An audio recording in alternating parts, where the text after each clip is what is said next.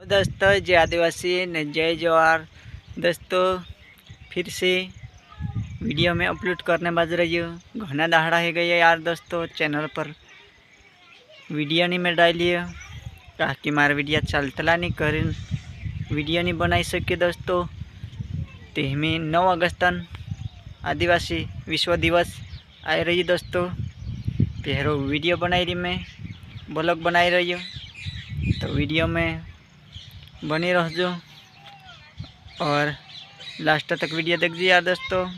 आदिवासी भाषा का जे कोई री में कि आखा आदिवासी भाषा समझी लेवो कि काल 9 अगस्त आई रही और आखा तुम मनाओ जो आदिवासी भाषा सब काके टंटिया मामान बिरसा मुंडान आदिवासी विश्व दिवस आई रही। तो दोस्तों आखा तुम बनावजो, खुशियाँ मनावजो और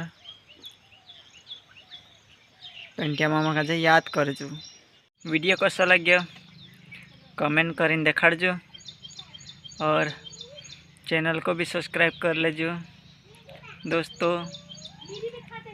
आदिवासी ब्लॉग बनाई रही मैं, तो वीडियो में बनी रहजो ने कमेंट भी करजो ने सब्सक्राइब भी करजो ने लाइक भी करजो दोस्तों। तो वीडियो ख़त्म करो।